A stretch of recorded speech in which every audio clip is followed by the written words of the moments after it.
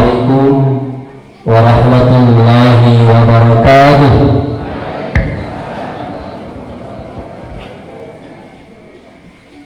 Alhamdulillahilladzi arsala rasulahu bil huda wa dinil haqq liyudhhirahu 'alad dini kullih walau karihal kafirun. Asyhadu an la ilaha illallah wahdahu la syarika lah iyyahu na'budu wa iyyahu nasta'in wa asyhadu anna Muhammadan 'abduhu wa rasuluh al-mab'uts rahmatan lil 'alamin. Allahumma shalli wa sallim wa barik ala Muhammadin wa ala alihi wa ashabihi ajma'in. Qala Allah ta'ala fi kitabihil karim, a'udzu billahi minasy syaithanir rajim. Bismillahirrahmanirrahim. Ya ayyuhalladzina amanu taqullaha wa tanzur nafsum ma qaddamat lighad wattaqullaha innallaha khabirun bima ta'malun. Sadaqallahul azim. Tadi diawali ku pantun heula. Aya kursi kudu nama aya meja. Kursi na modelna bergoyang. Sungguh luar biasa pimpinan cabang Wanerja yang bisa memberikan senang kepada warganya. Amin ya rabbal alamin. Yang terhormat pimpinan cabang Muhammadiyah Wanerja, Takmir Masjid Al-Amin yang sungguh luar biasa, yang kami hormati dan mudah-mudahan dirahmati Allah Subhanahu wa taala. Para jamaah semuanya dari berbagai penjuru, dari berbagai ranting yang ada di pimpinan cabang Wanerja ini, yang tadi saya ngobrol itu paling tidak ada 10 ranting ya, yang aktif hadir di pengajian ini paling tidak ada 8 ranting.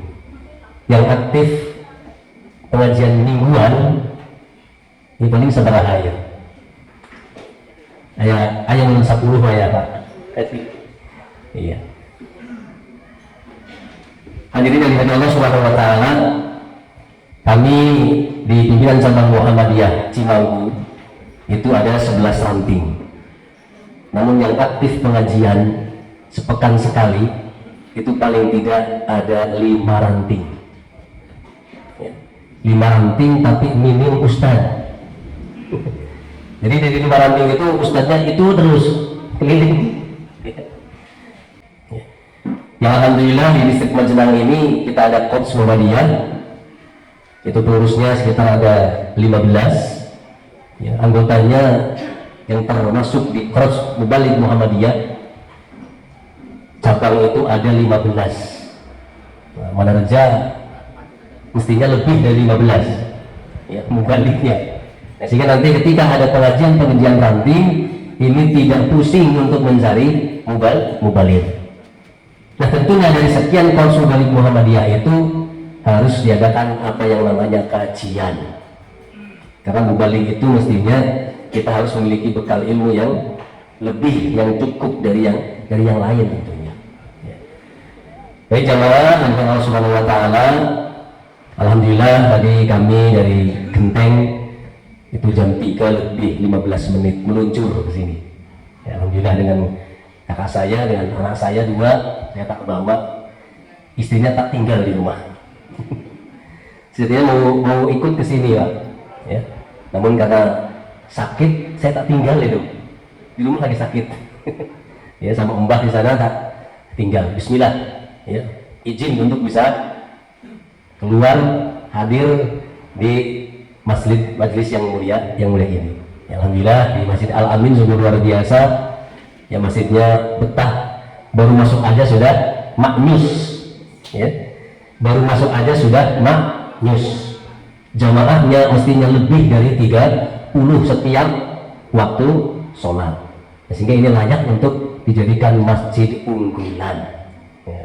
Wakafnya Wis Muhammadiyah, pengamalannya Wis Tarji, jamaahnya minimal lebih dari 30, minimal 30 setiap waktu sholat. Nah, baru itu dikatakan sebagai masjid unggulan ya. Nanti mungkin di sini ada toko, ada kantin sebelahnya Ya, sungguh luar biasa pelayanan. Nah itulah yang disebut dengan masjid makmur dan memakmurkan. Ya. Kemudian Bapak Ibu yang kita Subhanahu wa taala, saya yakin tentunya yang hadir di sini tadi semuanya melaksanakan subuhnya di Masjid KB. Harapannya, ya. Apa ada yang di rumah? Kelainan tak? Baru apa kelainan? Kadang-kadang kalau sudah tua itu kan tidurnya malam, tapi bangunnya enggak kasih. Anak muda beda, tidurnya malam, bangunnya siang. Ya. Tapi anak muda juga ada, tidurnya kasih, bangunnya juga siang. Nah, makanya pimpinan kita, sekretaris pusat Muhammadiyah yang sekarang juga menjadi menteri, ya, itu mencanangkan apa yang namanya 7 kebiasaan anak Indonesia hebat. Yang pertama adalah bangun pagi, terakhir tidur gasik. Nah, apa bulan? Sepenting bangun pagi, tidur gasik. Ya. Nah ternyata dari 7 kebiasaan ini itu yang selalu dilakukan oleh Kiai Mukti. Waktu kecil, waktu SMP, waktu SMA, dewasa, itu yang selalu dilakukan oleh Kiai Mukti. Nah maka mari kita sama-sama didik anak-anak kita untuk bisa tidur gasik, bangun gasik. Tidur gasik, bangun gasik. Untuk apa? Melaksanakan sholat subuh. Sholat subuhnya berjamaah. Ada satu hadis dari sini, kualitasnya memang hasan, ya. Tapi insya Allah bisa dijadikan satu rujukan buat kita untuk penyemangat. Ya, yang bunyinya man shalla al-ghadata fi jama'atin thumma qa'ada yadhkurullaha hatta tadlu as-syams thumma shalla rak'ataini kana lahu ka'ajri hajjatin wa umratin. Jadi barang siapa yang sholat isuk-isuk, itu sholat jamaah subuh, sholat jamaah subuh, thumma qa'ada, kemudian dia duduk. Untuk apa? Yadhkurullaha, berzikir kepada Allah Subhanahu wa taala, hatta tatlu asy-syams, sehingga sampai keluarnya matahari. Tsumma shalla raka'ataini, kemudian salat 2 rakaat. Ya tentunya jangan berbarengan. Ya 5 menit atau 10 menit paling tidak setelah matahari terbit. Salat 2 rakaat. Kana lahu ka'ajri hajjatin wa umratin. Maka dia akan mendapatkan pahala seperti pahala haji dan umroh. Yang belum haji, yang belum umroh, lakukan ini, ya. Apalagi wis tua, ya. Kalau masih muda kan susah. Kalau sudah tua ini penak untuk beribadah kepada Allah Subhanahu wa taala karena menyadari bahwa saya sebentar lagi, karena kita menjadi camat semuanya, yaitu calon mati. Ya, jadi bangun pagi, sholat subuh berjamaah, kemudian duduk berzikir sampai terbit matahari. 10 menit kemudian kita melaksanakan sholat 2 rakaat, maka pahalanya seperti pahala haji dan umrah. Tapi ternyata berat untuk dilaksanakan. Kira-kira bayar apa enggak sholat seperti itu? Kan enggak bayar. Kalau haji kan iya 50 jutaan lebih, umrah juga sama. Tapi untuk mendapatkan pahala haji dan umrah cukup dengan seperti itu. Tapi ternyata yang namanya sholat subuh berjamaah sungguh berat, sungguh abot kacida, ya. Salatul asqalu minal munafiqina salatul fajri wal isya. Sholat yang paling berat bagi orang-orang munafik yaitu sholat isya dan sholat subuh dengan berjamaah. Tapi kalau orang itu mengetahui bahwa begitu besar pahala dan hikmah daripada sholat subuh dan isya berjamaah, la atauhuma walau habwan, maka dia akan menghadiri sholat isya dan subuh jamaah walaupun dengan merangkak. Di kita ada yang datang ke masjid itu digigeret sukuna sampai kresek gitu. Mana Pak? Erek sholat subuh berjamaah. Mereka kadang-kadang serepet saat PG udah berjamaah, apalagi sholat subuh dan isya. Ya, makanya hadis ini menyebutkan bahwa orang yang malas sholat subuh dan isya berjamaah termasuk jamaah alal munafiq. Nah, mari kita sama-sama untuk bisa melaksanakan ini sehingga kita terhindar dari sifat-sifatnya itu orang munafik. Hadirin jamaah yang dirahmati Allah Subhanahu wa taala. Yang kedua, ada seorang sahabat yang termasuk khulafaur rasyidin yang namanya Utsman bin Affan. Sayyidina Utsman bin Affan. Bapak Ibu kenal Utsman bin Affan? Kalau kenal saya bingung kenal di mana kadang-kadang. Paling mengetahui dari sejarah. Utsman bin Affan menyatakan, wajadtu halawatul ibadah fi arba'i asya'a. Awwaluha fi ada'i fara'idillah. Wathani fi ijtinabi maharimillah. Wathalith fil amri bil ma'rufi wa ibtigha'i thawabillah. Warabi'u fil nahyi 'anil munkari wal ittiqa'i min ghadabillah. Jadi Utsman bin Affan menyatakan, kalau kita ingin mendapatkan ataupun merasakan manisnya ibadah, maka ada di 4 perkara.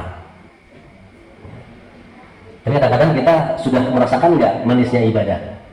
Artinya ketika kita infak nyaman, ketika sholat enjoy, ketika puasa enak. Sudah merasakan Bapak Ibu semuanya? Nah, kalau sudah merasakan berarti kita semua sudah merasakan yang 4 perkara. Yaitu apa? Yang pertama, awwaluha fi ada'i fara'idillah. Manisnya ibadah itu pada kita itu melaksanakan fardu-fardunya Allah Subhanahu wa ta'ala. Di antaranya yang berada di rukun Islam paling tidak, sholat, zakat, puasa, haji. Man istata'a ilaihi sabila. Jadi kalau sholatnya sudah nyaman, enjoy, tetap khusyuk, kemudian yang kedua puasanya nyaman, yang ketiga ketika zakat juga enak, nyaman, ikhlas, ya. Yang keempat ketika kita melaksanakan haji juga ikhlas, nyaman, ya. Berarti kita sudah merasakan manisnya ibadah. Tapi kalau kita sholatnya masih khusyuknya ketika takbir saja, ini saya ini kalau sholat itu khusyuknya ketika takbir Allahu Akbar, 1 detik kemudian sudah ingat yang lain. Nah, kalau Bapak Ibu mungkin enggak. Oh, berarti kita kalau sholat nggak berlangsung khusyuk ya. Katanya tadi sudah merasakan manisnya ibadah, tapi semenit kemudian usnam berayang, ya. Kamana orang pikiran. Ya. Yang paling sepele ketika kita mencari kunci mobil, HP, nggak ketemu. Makanya sholat. Ketika sholat kita mesti ingat. Bingung jangan HP, jangan kunci, sholat baik, Allahu Akbar, ingat. Itu biasanya seperti itu ya. Ya, ketika salam langsung langsung lari mencari HP dan menemukan HP itu. Berarti sholatnya khusyuk apa tidak? Ya. Ketika sholat pikirannya HP kunci. Nah, ternyata Rasulullah juga sama menguji kepada sahabatnya. Wahai sahabat, namanya Fulan, saya punya baju besi, itu warnanya kuning dan hijau. Jenengan milih yang mana? Nah, kemudian Rasulullah sholat, ya bareng dengan sahabat. Setelah sholat saham langsung, ya Rasulullah, saya pilih baju besi yang hijau. Nah ternyata ketika sholat yang dipikiran adalah baju besi. Nah berarti sholat ente tidak khusyuk. Nah disitulah kita merasakan manisnya ibadah. Ketika kita bisa melaksanakan kewajiban-kewajiban dari Allah Subhanahu wa taala, tentunya dengan keikhlasan dan kesabaran juga kesadaran. Yang kedua, wahrani tihadi maharimillah, yaitu selalu meninggalkan apa-apa yang diharamkan oleh Allah Subhanahu wa taala. Yang ketiga, fil amri bil ma'rufi wa bitighai thawabillah, yaitu melaksanakan amar ma'ruf dalam rangka kita itu mencari thawab dari Allah Subhanahu wa taala, yaitu pahala dari Allah Subhanahu wa taala. Dan yang keempat yaitu finnahyi fil ma'ruf, finnahyi 'anil ma'ruf wal ittiqai min ghadabillah. Itu selalu mencegah perbuatan-perbuatan yang mungkar dalam rangka memelihara diri dari kemurkaan Allah Subhanahu wa taala. Hadirin jamaah yang Allah Subhanahu wa taala, tentunya bila orang kita melaksanakan dari sekian perkara tadi, yaitu ada 4 perkara, orang kudu dilaksanakan dengan penuh sikap diantarana tilu anu aya kudu dina diri urang. Hiji nyaeta sikap muraqabah, anu kadua nyaeta sikap mujahadah, nu katilu nyaeta istiqomah. Nah ini dina kitab Riyadhus Shalihin. Nah, kalau sambil membaca ieu ya. Kalau kajian nyaeta ibadah anu kurang eta dilaksanakeun nyaeta kudu dibarengi didasari ku sikap muraqabah, mujahadah, jeung istiqomah. Pada akhirnya jadi hamba Allah anu mutmainnah. Aya anu mutmainnah ya. Nah, apa itu muraqabah? Muraqabah itu adalah menjaga diri. Itu artinya muraqabah. Hadis yang menyatakan bagaimana kita memiliki sifat muraqabah, maka disebutkan dengan hadis ti Umar bin Khattab dengan riwayat Muslim yang menyatakan di sana bahwa agama itu diantaranya adalah Islam, yang kedua iman, yang ketiga ihsan. Nah, ihsan inilah yang disebut dengan muraqabah, memiliki sikap penjagaan diri agar terhindar dari murkanya Allah Subhanahu wa ta'ala. Nah, di hadis ini disebutkan naon anu arana ihsan. Ihsan itu adalah anta'budallaha ka'annaka tarahu fa illam takun tarahu fa innahu yaraka. Ketika kita beribadah kepada Allah Subhanahu wa taala, seakan-akan kita melihat Allah. Tapi kan kita tidak bisa melihat Allah. Fa innahu yaraka, maka sesungguhnya Allah itu melihat kita. Artinya kita punya sikap selalu diawasi, merasa selalu diawasi ku Allah Subhanahu wa taala. Tidak hanya diawasi ku CCTV anu aya di masjid. Ya. Kadang-kadang kan kalau ke mall ada CCTV, ke Alfamart CCTV, ke masjid juga ada CCTV. Tapi CCTV-nya kita cukup Allah Subhanahu wa taala. Ya. Merasa diawasi ku Allah Subhanahu wa taala. Sehingga di dalam kita beribadah kepada Allah Subhanahu wa taala, yaitu pelaksanaannya itu dengan penuh kekhusyuan. Nah, itu dia hadis riwayat Muslim dari Umar bin Khattab. Anu kedua, hadirin jamaah dari Allah Subhanahu wa taala, hadis Abu Hurairah, riwayat muttafaqun alaih, diriwayatkan ku Bukhari jeung Muslim, yang menceritakan bahwa inna thalathatan min bani Israil, yang diceritakan ayat tilu jalma ti bani Israil ya. Nah, tilu jalma ieu nu kahiji Abroso, nu kadua Aqroa, nu katilu neta Aqma. Hiji boga penyakit nyaeta belang, nu kadua yaitu botak, nu katilu nyaeta buta ya. Allah Subhanahu wa taala ngutus ya untuk menguji kepada 3 orang ini. Ya. Hiji anu belang, 2 anu botak, 3 anu buta. Mengujinya itu malaikat, ya. Malaikat kan bisa saja Allah Maha Kuasa, ya. Berwujud manusia. Datang ka jalma anu memiliki penyakit belang. Ya fulan, naon anu kumaneh tika hayang. Tentuna kaula eta hayang penyakit ieu bisa hilang, bisa hapus, kaula bisa menjadi jalma anu gagah, anu tampan, anu menarik. Kemudian malaikat eta ngusap kana awakna. Sekilas bisa sembuh. Kira-kira percaya mau ya? Percaya yang hadis. Allah Maha Kuasa. Kadang-kadang orang beriman mah ilok, gitu ya. Terus nandai kekayaan anu kumaneh dipika hayang, soalnya maneh ieu jalan miskin, kayak gitu. Ya. Cek zaman tadi anu boga penyakit belang, kaula hayang sapi.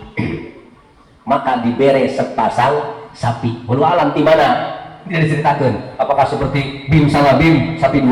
Walau alam. Ya. Yang jelas jalma tadi dibere sapi sepasang. Kemudian datang dari nyatakan jalma anu penyakit botak. Nah. Ya fulan naon anu dipika hayang ku ente. Ya mestinya kaulah hayang boga buku anu klinis lah. Ya. Nu hidung anu les programa keren sehingga batur bisa terpesona dengan rambutku ini daripada botak. Nah, itu kahayang si botak. Diusap tuh malaikat, red. Kemudian tumbuhlah rambut-rambut yang ada di kepala. Jeung hayang naon deui maneh? Karena saya yakin maneh teu boga naon ya. Ya. Kemudian budak jamak tadi yaitu dibere sepasang unta. Bere unta. Datang deui kanu penyakit buta. Ya. Naon anu dipikir hayang ku maneh? Tentuna kaula eta hayang bisa ningali kemudian bisa nyeuleuh kana keindahan dunia. Maka diusaplah eta wajahna spontan bisa ningali. Jeung naon anu pika hayang kumaneh ayeuna dina masalah harta. Ya kalau mah jenguk-jenguk lah, embe bae lah. Nah, diberelah embe sepasang.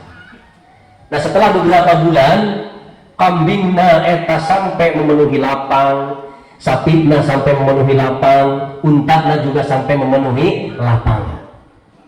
Ya. Jadi bisa kaya. Ya. Bisa kaya dengan permintaan dari 3 orang ini atas izin Allah Subhanahu wa taala. Ternyata Allah menguji kembali. Ya, malaikat datang ka jalma anu belang tadi. Ya. Mun saya lupa, jalma urang mah bahasana. Allah teu boga naon. Ya, mentalah duit saeutik. Syukur sapi anu aya lah hiji bae. Supaya kalau itu bisa madang lah saminggueun mah. Ya. Apa kata orang yang memiliki kekayaan tadi dengan sapi yang segitu banyaknya?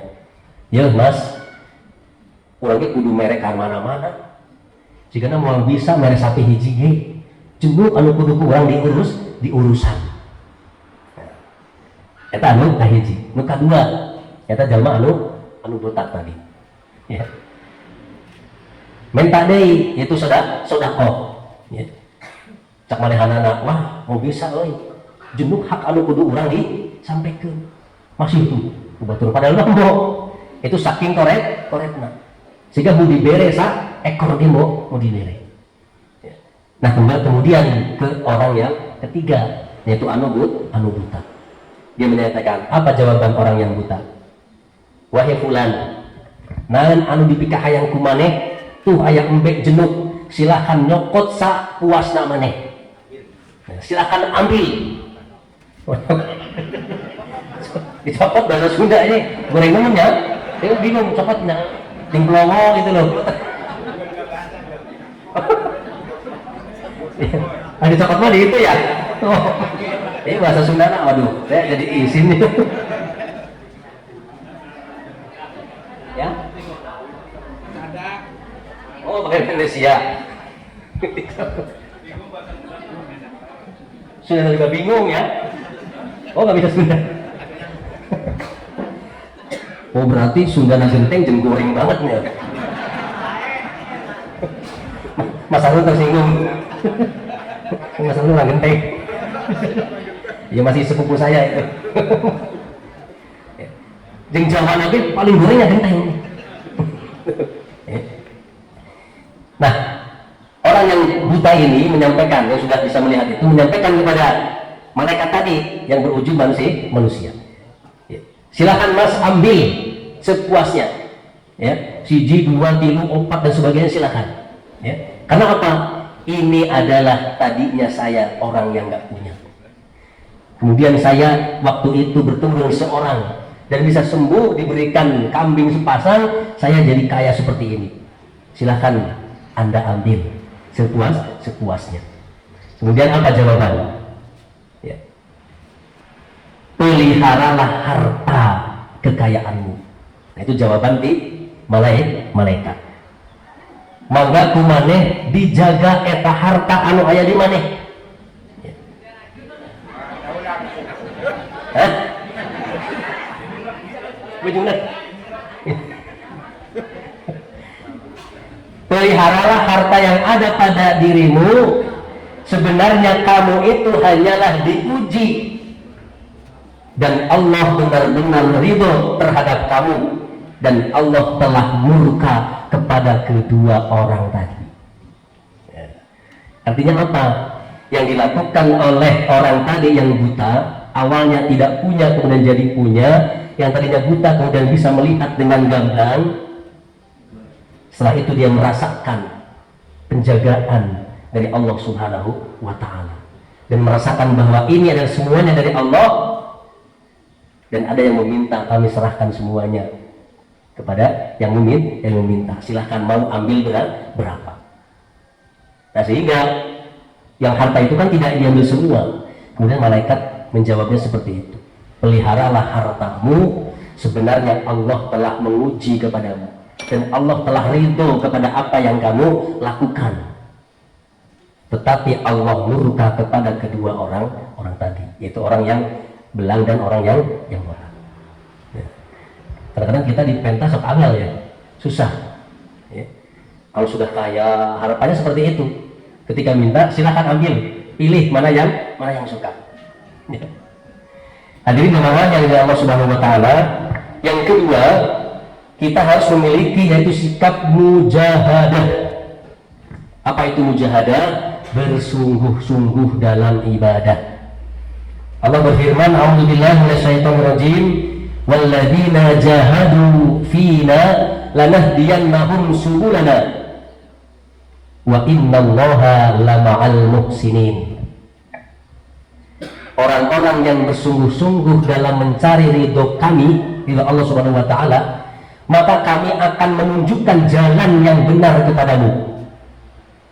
Wa innallaha lama'al muhsinin. Sesungguhnya Allah bersama orang-orang yang berbuat kebaikan.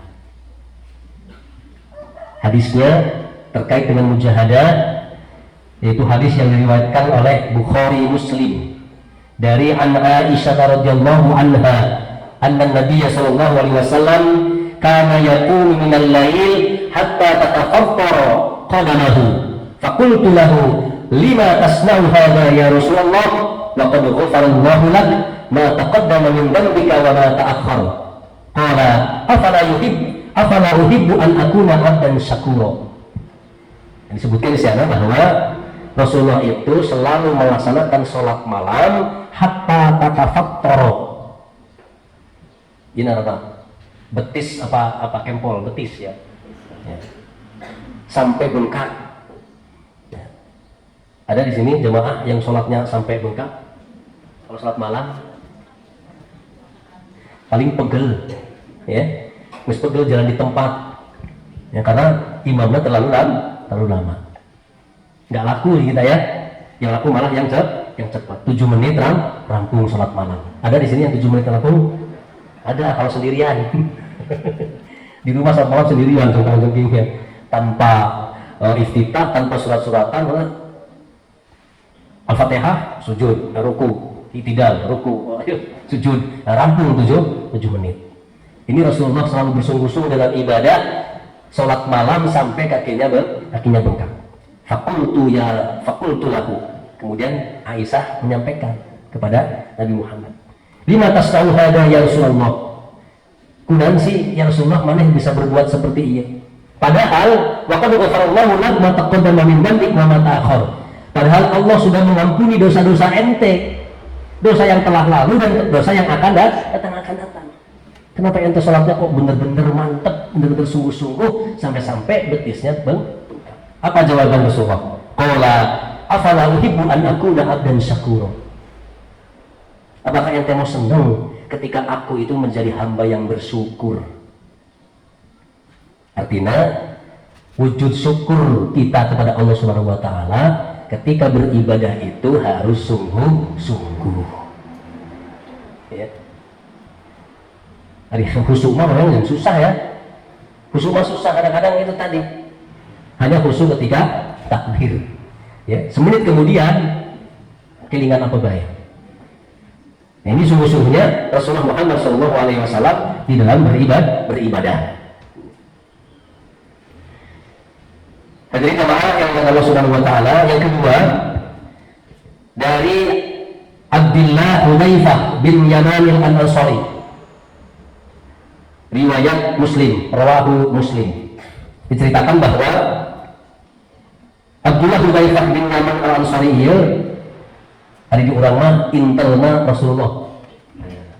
Jadi di urang juga ya intel ya. Sok intel ya, pakainya bebas kalau intel ya. Ternyata ngomong dalam satu malam Hudzaifah al-Ansari ieu salat bersama Rasulullah Muhammad SAW. Setelah membaca Al-Fatihah, beliau membaca suratul Baqarah. Salat malamnya itu rakaat pertama membaca surah Al-Baqarah. Ada nama Al-Baqarah ayat 1 sampai ayat 5 rampung. Ya. Ini surah Al-Baqarah. Nah, dalam hati si Hudzaifah, mestinya ini setelah Al-Baqarah rampung mau selesai, yaitu kemudian ruku. Ternyata Rasulullah melanjutkan surat kemudian setelahnya, yaitu apa? Surah Ali Imran. Ya.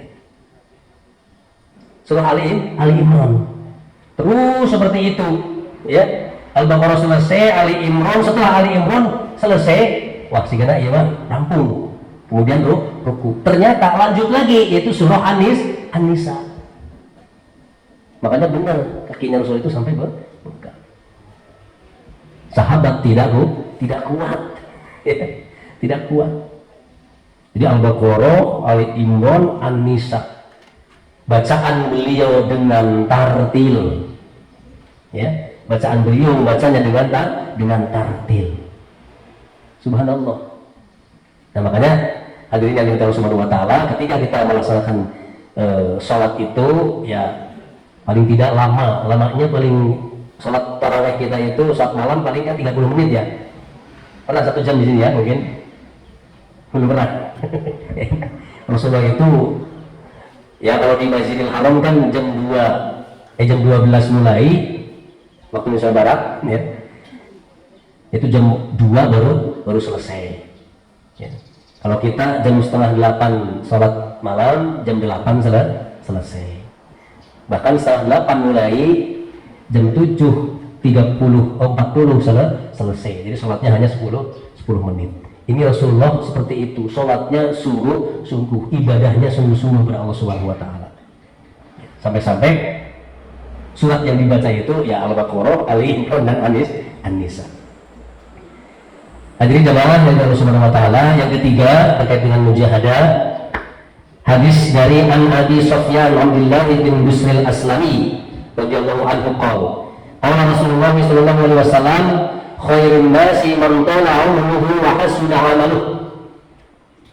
Sebaik-baik kalian adalah orang yang umurnya panjang dan baik amalnya.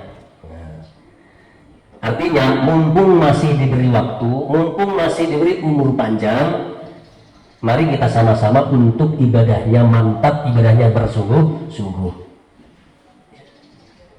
Karena kan ada orang yang panjang umurnya tapi kelakuannya ya masih hewetan lagi.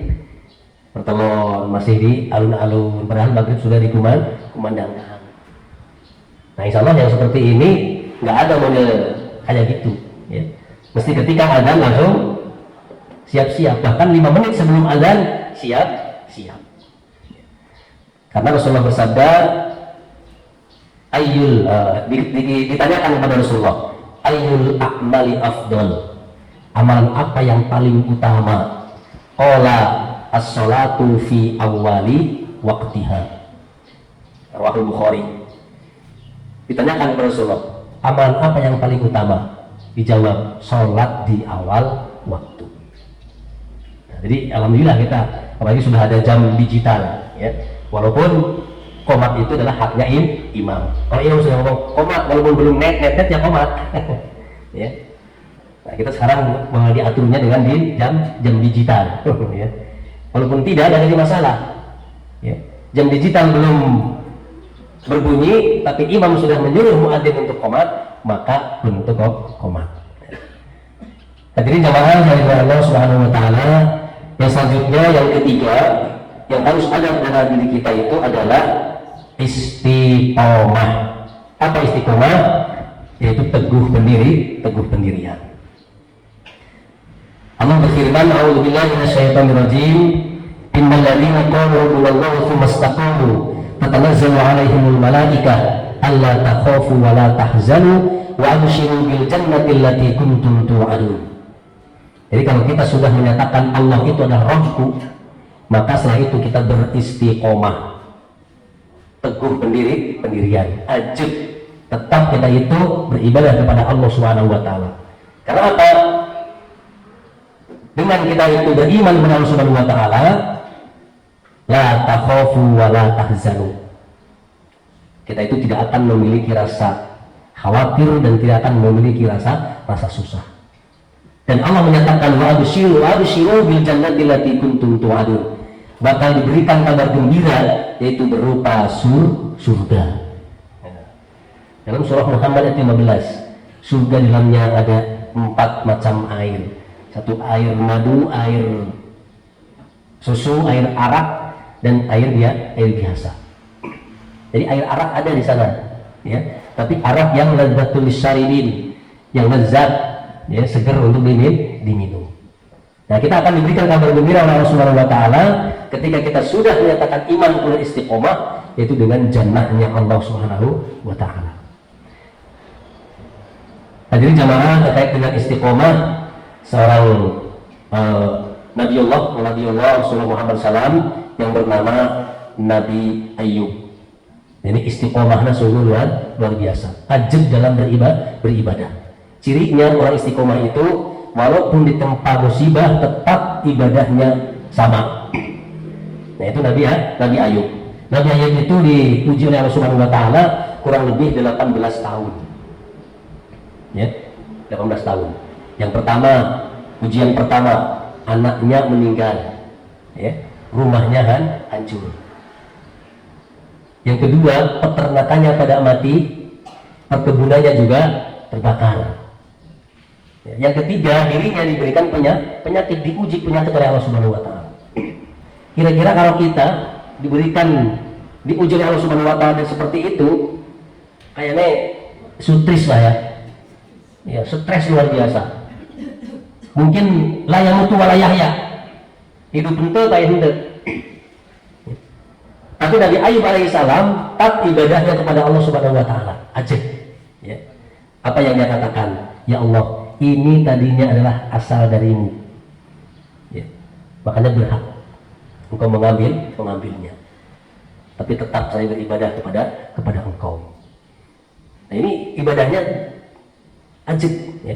Kalau kita kadang-kadang diberikan ujian sedikit, ibadahnya langsung melewong. Ya. Karena kita itu kadang-kadang imannya itu yazid naik, kadang-kadang yang turun. Tapi kebanyakan yang terus turun. Ketika diberikan ujian oleh Allah Subhanahu wa taala. Yang harapannya kita sebagai Allah yang mengaku beriman, maka ibadah kita harus istiqomah walaupun kita diuji oleh Allah Subhanahu wa taala. Ya. Ya, Indonesia seperti ini kita, ya. Penerja diuji, Wajenang diuji, Banjarnegara diuji, luar Jawa juga diuji teman-teman kita.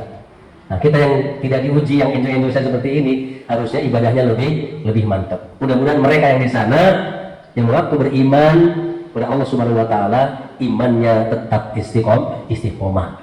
Karena apa? Nanti akan diberikan pengganti yang lebih baik. Seperti kisahnya Nabi Ayub. Man amila amalan sholihan min dzakarin wa untha wa huwa mu'min falanuhyiyannahu hayatan thayyiban. Dan siapa yang mengamalkan amal soleh dengan didasari iman, baik itu laki-laki maupun perempuan, maka falanuhyiyannahu hayatan thayyiban, pasti aku akan beri penghidupan yang lebih baik. Gitu. Dan juga akan diberikan ganjaran yang lebih baik, pahala yang lebih baik daripada yang dia miliki sebelumnya. Nah, makanya hadirin yang dimuliakan Allah Subhanahu wa taala, mari kita sama-sama 3 hal ini di dalam melaksanakan ibadah dan amal saleh kepada Allah Subhanahu wa taala didasari, satu yaitu muraqabah, yang kedua yaitu mujahadah, yang ketiga istiqomah.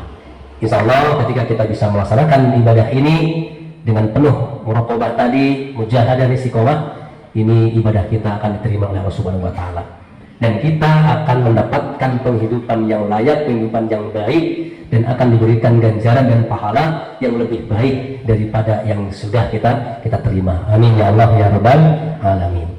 Hadirin jemaah yang dimuliakan Allah Subhanahu wa taala, sebagai akhir kata kami menyampaikan hal-hal seperti ini. Tentunya kami mengajak kepada pribadi kami, ya, yaitu intinya adalah untuk memperbaiki amal ibadah kita, ya, untuk memperbaiki amal soleh kita, ya, sehingga kita betul-betul menjadi hamba Allah yang beruntung tentunya di dunia sampai di akhirat. Demikian, nasrun minallahi wa fathun qarib wa basyiril mu'minin. Wassalamualaikum warahmatullahi wabarakatuh.